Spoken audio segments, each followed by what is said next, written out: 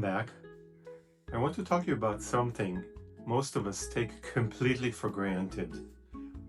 Whether you believe in creation or evolution, there's one thing you just cannot ignore. You cannot ignore the undeniable force of life that exists in every living thing, in humans, animals, and plants. If you look at nature around you, you will see that every organism has within it the incredible drive that keeps it alive and thriving.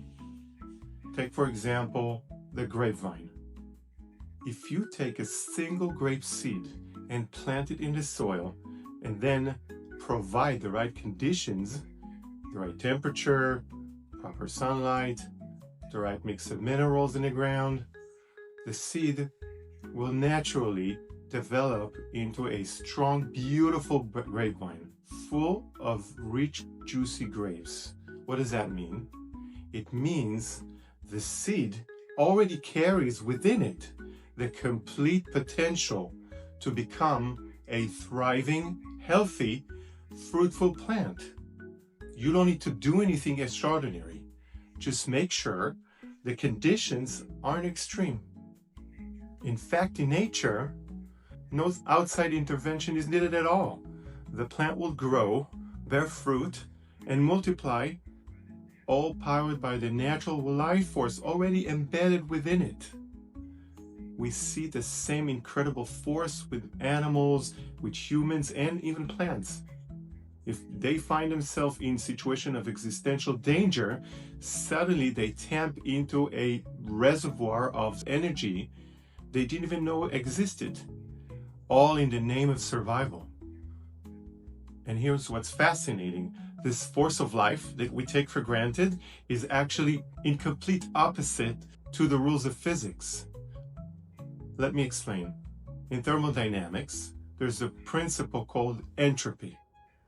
It states that everything in nature moves towards equilibrium, towards the lowest state of energy, and eventually breaks down and disperses randomly. If you leave a piece of bread on a table or an apple or even a tank and you give it enough time, a week, a month, a millennia, eventually it will rot. It will crumble or rust or just disappear. Physics teaches us that matter always seeks the state of minimal energy. If you pour a glass of water on the table, it will always float to the lowest point and settle. That's the natural tendency of physical material, to rest at the lower possible energy level. But life itself completely defies this principle. Life doesn't seek rest. Life fights against entropy. According to physics, life's default state, it's hard to say it, but it's death, the lowest form of energy. And yet, here we are, we live, and we're even reproducing. The amount of energy required for even the simplest organism to stay alive is enormous. Thousands of chemical reactions, millions of coordinating signals have to function simultaneously every single moment. You miss one and the entire system collapses. And that doesn't even count the reproduction part. So why should physics allow for this phenomenon called life to happen? It makes no logical sense. And yet it's undeniable. Life is a force of nature. Now, humans are different than plants and animals in one way. Our system is a lot more complex. For a plant, it's enough to have the right physical conditions, sunlight, water, soil, and it will thrive. But for humans, physical conditions are not enough. We also need mental conditions. We need freedom. We need safety and security. We need social connections. We need love. We need affection. We need purpose.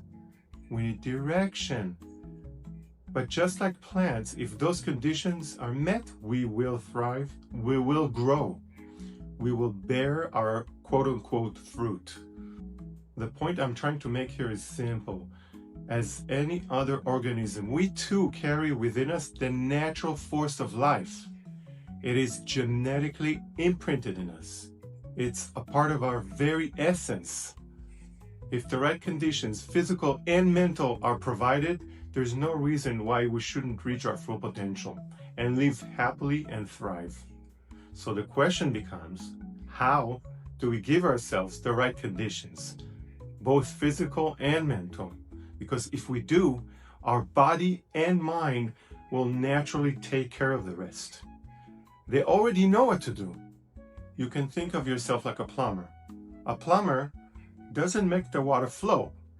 The pressure comes from the city. The plumber's job is to simply make sure the pipes are clear, unblocked, not leaking, and wide enough to handle the flow. When that's done, the water just flows effortlessly. That's exactly what we are here to do in this course. We're here to clear the blocks, to widen the pipes, to create the best possible condition so that the natural life force within us can do its job, helping you to thrive and reach your full potential. I hope that makes sense to you. And if it doesn't, please write back to me. I would love to hear about it. And if it does, that's awesome. So bye for now, and I'll see you soon.